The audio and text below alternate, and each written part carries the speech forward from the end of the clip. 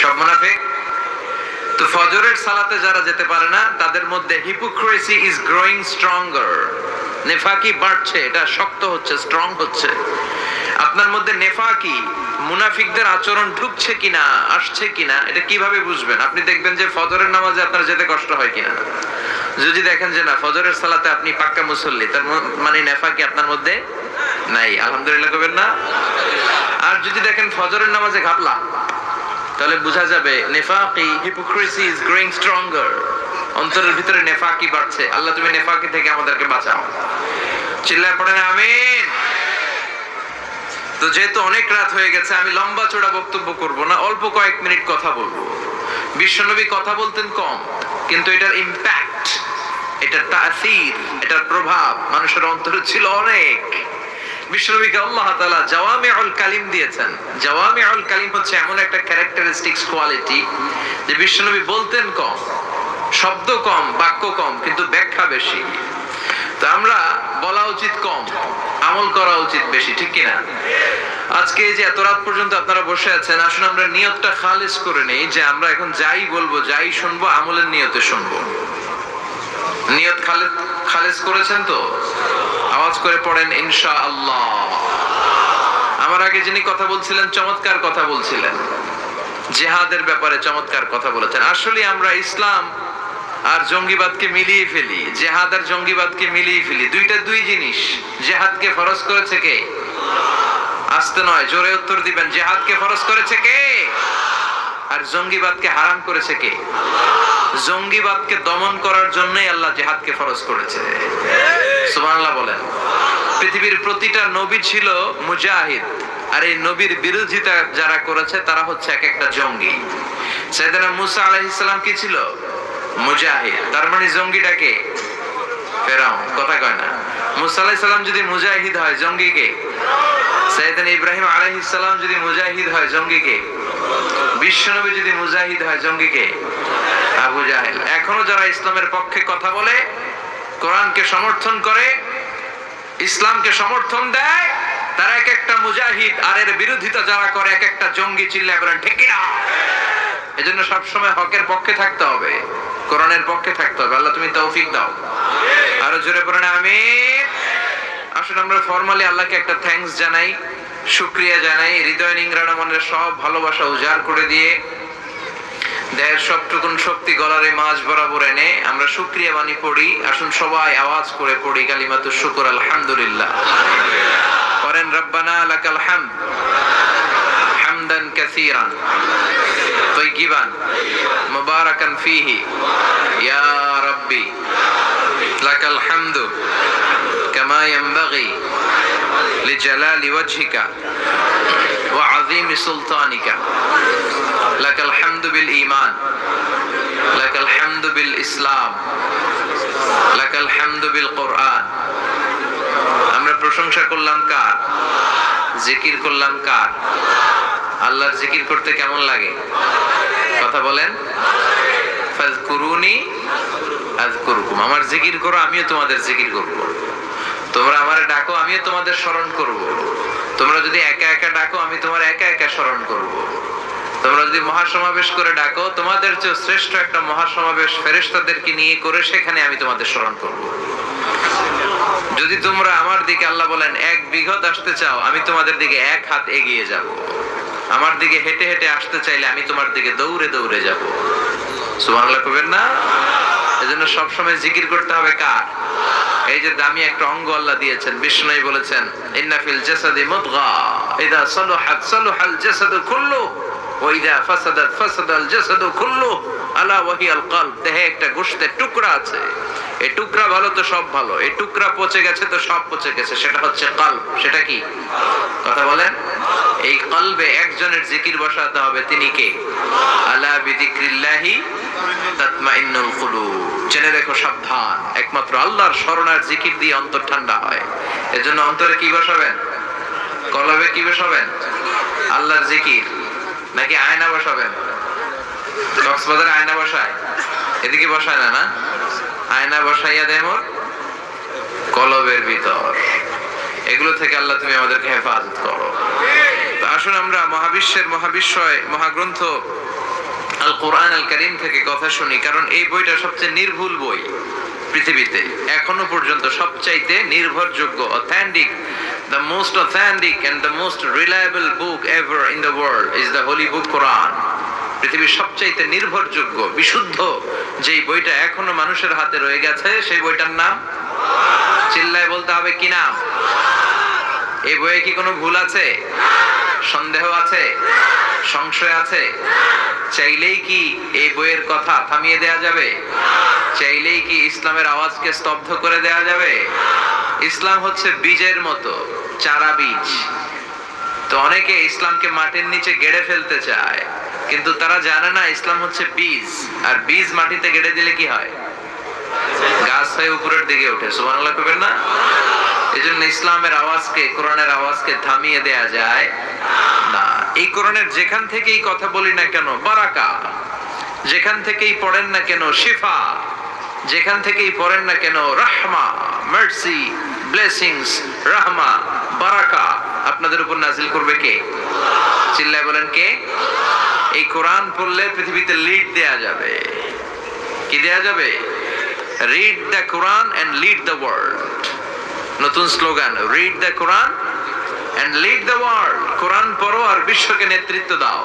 এজন্য আমি তো প্রায় বলি, আপনার ছেলেকে এত কিছু শিখায় না শিখায় শুধু এটা শিখায় দেন। হ্যাঁ, teach your children the holy Quran. Holy Quran will teach your children everything. আপনি আপনার ছেলের শুধু কোরআন শিখান, কোরআন আপনার ছেলের গোটা দুনিয়াটা শিখায় দিবে। সুবহানাল্লাহ কইবেন না? কারণ কোরআনের প্রথম কথা হচ্ছে পড়ো। কোরআনের প্রথম কথা কি? আল কোরআনের প্রথম বাণী পড়ো, আল হাদিসে নবীর কথা পড়ো।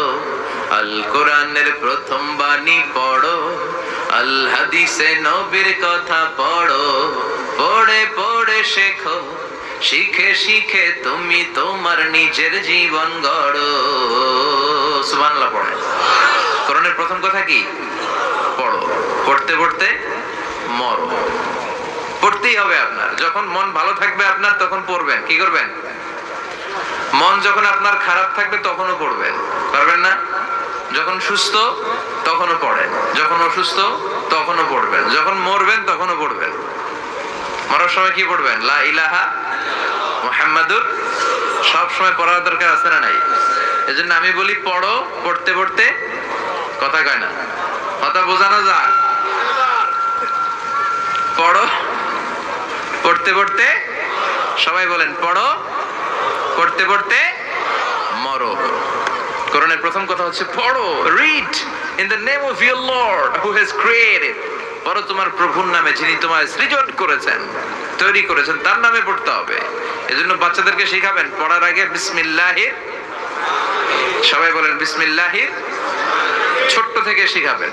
যখন ছোট থাকে তখন কাদা, ওইটারে শেপ দেয়া যায়, ডাইস দেয়া যায়, স্ট্রাকচার দেয়া যায়, কিন্তু বড় যখন হবে তখন আর বললেও কাজ হবে না।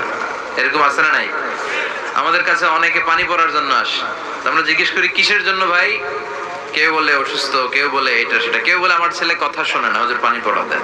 তাই আমি বলি আপনার ছেলের বয়স কত? বলে 25। আমি কি সর্বনাশ, ভেরি লেট, অনেক দেরি করে ফেলেছেন। এখন তো পানি পড়ায় কাজ হবে না, পানি পড়ায় ধরবে ছোটবেলা। এখন পানি পড়া না, আমারে মেশিনে ঢুকায় বাইটা খাওয়াই দিলেও কাজ হবে না। কারণ কাঁচা না নোয়ালে বাস, পাকলে করে টাস টাস। ঠিক আছে না কথা? তো এই জন্য ছোটবেলা থেকেই কোরআনটা একটু শিখাইয়া দিয়ে ছেলে মেয়েদেরকে। আপনাদের পেকুয়াতে মক্তবের সিস্টেম, নুরানি সিস্টেম আছে না? আলহামদুলিল্লাহ, এটা আমাদের জন্য রহমত যে কোরআন শিখার সুযোগ আমরা এখনো পাচ্ছি। আল্লাহ এই কোরআন শিখে পড়ে যেন আমরা আলোকিত মানুষ হতে পারি। কোরআন এসেছে আমাদেরকে আলোকিত করতে, আলোকিত মানুষ বানাতে এসেছে, ঠিক কিনা? আল্লাহ তুমি সাই সমঝ দান করো। আমরা সবাই পড়ি আমিন। আমি খুতবার শুরুতে ছোট্ট একটা সূরার প্রথম অংশ আমি তেলাওয়াত করেছি। আসুন এই অল্প সময়ে এই সূরা থেকে আমরা নিজেদেরকে আলোকিত করি, আমরা কিছু শিখে যাই, জেনে যাই, আখিরাতের পুঁজিটাকে সমৃদ্ধ করে যাই। আমি সূরাতুল কারিআর প্রথম 3টি আয়াত তেলাওয়াত করেছি, আপনারা শুনতে পেয়েছেন না? এই সূরাটা মুখস্থ আছে না অনেকের? আচ্ছা, এই সূরাটি মাক্কি সূরা। সূরাতুল কারিআ মাক্কি সূরা। কি সূরা? আগে বলেন সূরার নাম কি? কয় সূরার নাম মাক্কি? সূরার নাম হচ্ছে সূরাতুল কারিআ। সূরার নাম সবাই বলেন আল কারিআ। আওয়াজ নাই, কষ্ট হয়ে যাচ্ছে বোধহয়, আওয়াজ তুলে পড়তে হবে। আল কারিআ, মাল কারিআ, ওয়া মা আদরাকা মাল কারিআ। সুবহানাল্লাহ পড়ে। তো এটা হচ্ছে মাক্কি সূরা। এটা কি কথা কন, আরো জোরে বলেন, কি সূরা? আমি এক পেশে আলোচনা করতে জানি না, মানে আমি বলবো আর শ্রোতারা ঘুমাবে, আই ক্যানট ডু দিস, আমি এটা করতে পারি না। আমিও বলবো, আপনারাও কইবেন, তবে যখন আপনাদেরকে বলতে বলা হবে তখন বলবেন। এই সূরাটি মাক্কি সূরা। চিল্লায় বলেন কি সূরা? বিশ্বনবীর জীবনের দুইটা ইনিংস। কয়টা ইনিংস? একটা মাক্কি ইনিংস আর একটা মাদানী ইনিংস। দুইটার পার্থক্য আছে। ইনিংস বললে ছেলেপেলেরা বুঝবে ভালো, কারণ ক্রিকেট খেলে সবাই, তাই না? ক্রিকেটে ফার্স্ট ইনিংস, সেকেন্ড ইনিংস আছে না? তো বিশ্বনবীর জীবনেও দুইটা ইনিংস, একটা মাক্কি ইনিংস আর একটা মাদানী ইনিংস। মাক্কি ইনিংসে বিশ্বনবী ধীরে ধীরে খেলেছেন। ক্রিকেট খেলায় মাঝে মাঝে বেশি উইকেট পড়ে গেলে ঠেকায় খেলতে হয় না, যাতে উইকেট না পড়ে। কথা কয় না? ক্রিকেট খেলো খেলো। তো বিশ্বনবী মাক্কি ইনিংসে ঠেকিয়ে ঠেকিয়ে খেলেছেন, খুব ধীর গতিতে এগিয়েছেন। তাওহীদ, রিসালা, আখিরাতের কথা বলেছেন। সশস্ত্র সংগ্রামে যান নাই, কিন্তু মদিনাতে যখন গিয়েছেন তখন ঈমানের বলে তেজদীপ্ত শক্তিতে তিনি জ্বলে উঠেছেন। জ্বলে ওঠো আপন শক্তিতে, স্লোগান আছে না নাই? বাঁশখালী আর পেকু আইসা দেখি খালি রবির টাওয়ার। এদিকে নাকি গ্রামীণ টামিনের কোনো নেটওয়ার্কই নাই, খুবই কম। আমার গ্রামীণ সিম দেখলাম যে একেবারে স্লো নেটওয়ার্ক, কিন্তু রবির নাকি অনেক নেটওয়ার্ক। তো ওদের স্লোগান হচ্ছে জ্বলে ওঠো আপন শক্তিতে। তো বিশ্বনবী মদিনাতে যে আপন শক্তিতে জ্বলে উঠেছেন, কিন্তু মক্কাতে এই জ্বলে ওঠার সুযোগ তিনি পান নাই। ইমানের তেজে মাঝে মাঝে জ্বলে ওঠার দরকার আছে না নাই? কথা বলেন। যে ইমানে প্রয়োজনে জ্বলে ওঠে না, যে ইমান সত্য ন্যায়ের কথা বলে না, যে ইমান প্রয়োজনে জ্বলে ওঠে না, যে ইমান সত্য ন্যায়ের কথা বলে না, যে ইমান বাস্তবে নাই, যে ইমান অন্তরে নাই, মুখে শুধু ফাঁকা বলি, কি করে তারে বলো ইমানে বলি, কি করে তারে বলো ইমানে বলি, কি করে তারে বলো ইমানে বলি। ঠিক কিনা? আপন তেজে জ্বলে উঠেছেন বিশ্বনবী মদিনাতে যে। তো এটা মাদানী সূরা নয়, এটা মাক্কি সূরা। এটা কি সূরা? সবাই বলতে হবে, এটা কি সূরা? মাক্কি সূরা। এই সূরার মধ্যে আল্লাহ তাআলা কিয়ামতের নকশা এঁকে দিয়েছেন, কিয়ামতের প্রামাণ্য ধারা বর্ণনা দিয়েছেন, কেমন করে কিয়ামত হবে, কেমন করে মহাপ্রলয় হয়ে মহাবিশ্বটা ধ্বংস হয়ে যাবে, এর নকশা এই সূরার ভিতরে এঁকে দিয়েছে কে? আল কারিআ, মাল কারিআ, ওয়া মা আদরাকা মাল কারিআ। কারিআ মানে হচ্ছে বিকট আওয়াজ। কারিআ মানে কি? কথা বলেন। গগনবিদারী শব্দ, ভয়ঙ্কর একটা আওয়াজ, প্রচন্ড একটা জাইগান্টিক সাউন্ড, এক্সপ্লোশন। এটাকে আরবিতে বলে আল কারিআ। সুবহানাল্লাহ পড়েন। আপনারা আপনাদের জীবনে সবচাইতে ভয়ঙ্কর সাউন্ড কোথায় শুনেছেন? বলেন হুজুর, আপনি সবচেয়ে সাউন্ড শুনছেন কোথায়? সবচেয়ে বেশি ভয়ঙ্কর আওয়াজ আপনার জীবনে? বজ্রপাতে, থান্ডার, রাত। বজ্রপাত হলে প্রচন্ড শব্দ হয় না? এই কক্সবাজার পেকুয়াতে আপনারা বজ্রপাতকে কি বলেন আপনাদের আঞ্চলিক ভাষায়? ঠাড়া। হ্যাঁ, ঠাড়াল, ঠাড়াল। তো এই ঠাড়াল যখন পড়ে আকাশ থেকে প্রচন্ড শব্দ হয় না? প্রচন্ড শব্দ হয়। আর আর কি আওয়াজ শুনেছেন আপনারা আপনাদের জীবনে ভয়ঙ্কর আওয়াজ? হুজুর শুনছে ঠাড়াল, আর আপনারা এদিকে কি শুনেছেন? ভয়ঙ্কর শব্দ। ট্রাকের টায়ার যখন পাংচার হয় প্রচন্ড শব্দ হয় না? কথা কয় না, বুঝে নাই বোধহয়। ট্রাকের চাকা যখন পাংচার হয় আওয়াজ হয়, ভয়ঙ্কর আওয়াজ। আর কি আওয়াজ আছে ভয়ঙ্কর? বিমানের আওয়াজ। মাশাআল্লাহ, বিমান যখন টেক অফ করে ল্যান্ডিং করে, প্রচন্ড আওয়াজ হয়।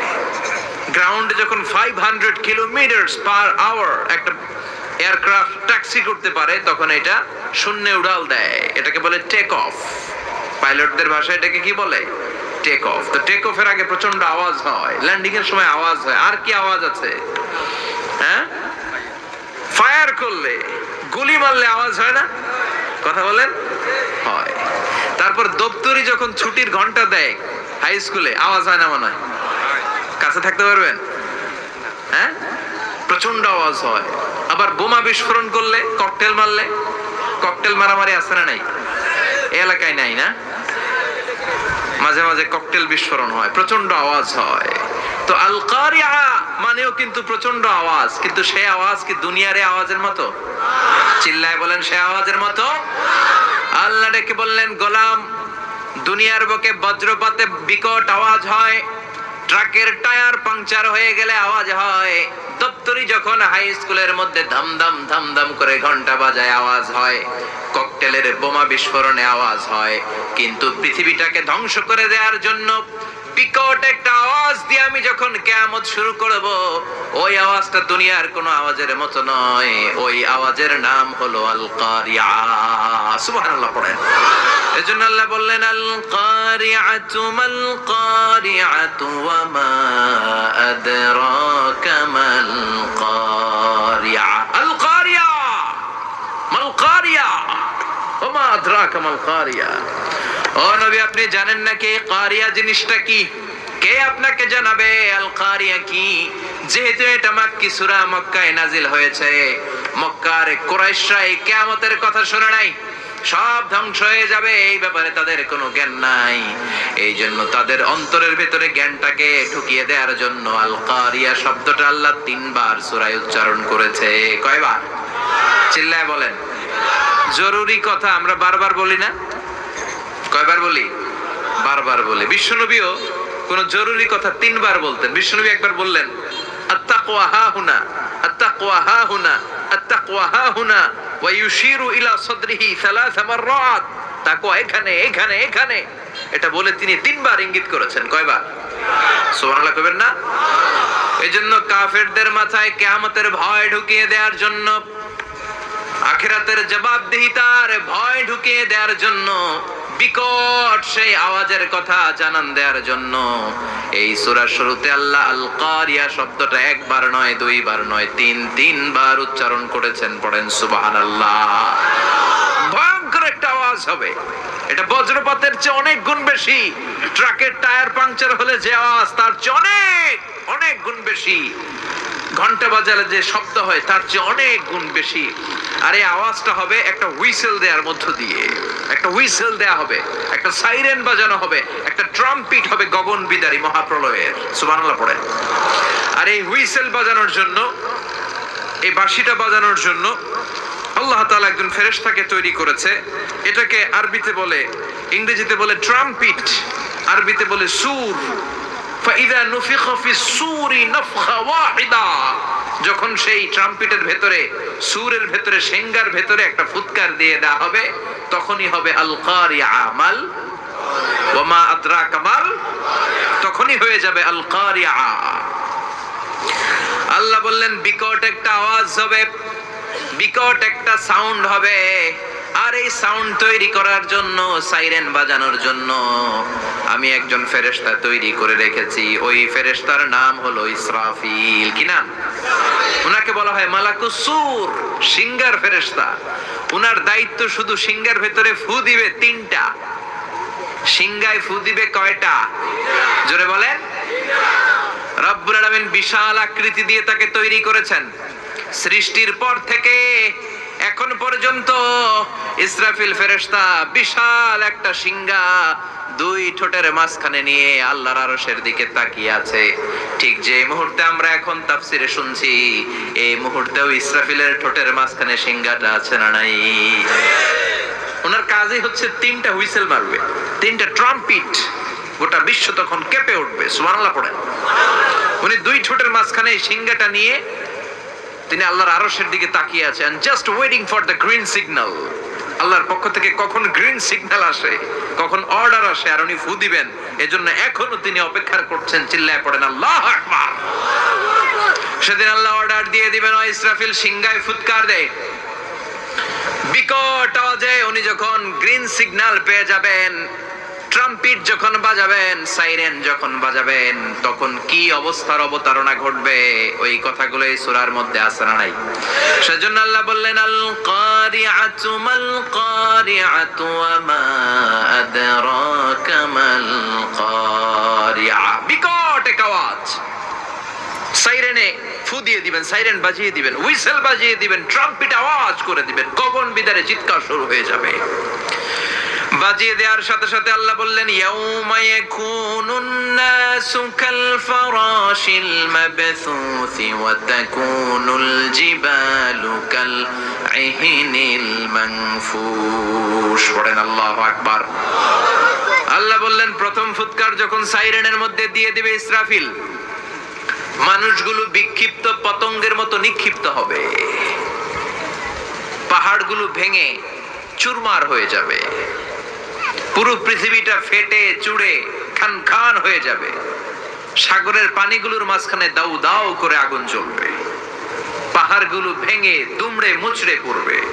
এই পৃথিবীর সবচেয়ে বড় পাহাড়ের নাম হচ্ছে মাউন্ট এভারেস্ট। কি নাম? কথা বলেন। 29,035 ফিট উঁচু পাহাড়। এটা এশিয়ার সবচেয়ে বড় পাহাড়।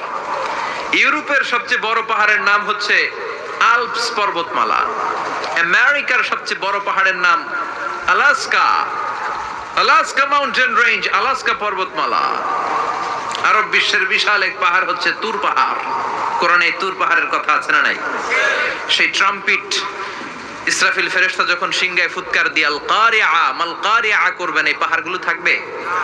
আওয়াজ করে কথা বলেন, এই পাহাড়গুলো থাকবে? ভেঙে খান খান হয়ে যাবে। কাল ইহনিল মানফুশ, ধুনিত তুলার মতো। তুলা যখন ধুনা করা হয়, তুলাকে যখন ধুনিত করা হয়, তুলার ছিটে ফোঁটা বাতাসের মধ্যে এরকম উঠতে থাকে, ফু দিলে আরো উঠতে থাকে। বাতাসের ঝাপটা আসলে এই তুলা ভেসে ভেসে কোথায় চলে যায় কেউ জানে না, ঠিক কিনা? পাহাড়গুলো এরকম ভেঙে খান খান হয়ে যাবে। এই পৃথিবীর সবচেয়ে বড় বিল্ডিং এর নাম হচ্ছে বুর্জ আল খলিফা। নাম শুনেছেন? দুবাইতে অবস্থিত বুর্জ আল খলিফা, 818 মিটার উঁচু। আরেকটা হতে চলেছে সৌদি আরবে জেদ্দা শহরে কিংডম টাওয়ার, 1000 মিটার উঁচু। তাইওয়ানে একটা আছে দি তাইপেডাং 101, 101 তলা। চায়নাতে আছে সাংহাই টাওয়ার। আমি বছরের বেশিরভাগ সময়ে মালয়েশিয়াতে থাকি, ওখানে একটা আছে twin tower, Petronas twin tower. এটা 88 তলা, এটা 88 তলা। মাঝখানে 41st and 42nd ফ্লোরে ব্রিজ করে দিয়েছে, জয়েন্ট ব্রিজ। এটার ভেতর থেকে ওইটাতে ঢোকা যায়। যারা হজ করতে গিয়েছেন, ওমরা করেছেন, হজ করেছেন, তারা দেখেছেন কাবা ঘরের পাশে এখন একটা ঘড়িওয়ালা বিল্ডিং আছে না, এটা জমজম টাওয়ার বলে। মক্কা রয়্যাল ক্লক টাওয়ার 120 তলা উঁচু। তো কিয়ামতের দিন যখন আল কারিআ মাল কারিআ ওয়া মা আদরাকা মাল, ওই কম্পন যখন হবে, আওয়াজ যখন, সাইরেন যখন বাজিয়ে দেয়া হবে, একটা ধাক্কার কম্পনের চোটে একটা টাওয়ারও কি টিকবে? কথা বলেন, টিকবে? সে আল্লাহ বললেন, ইযা জুলজিলাতিল আরদু জিলজালাহা ওয়া আখরাজাতিল আরদু আসকালাহা। কিয়ামতের এই কঠিন দিন একটা ভাইব্রেশন দেয়া হবে, একটা কম্পন দেয়া হবে, একটা ধাক্কা মারা হবে।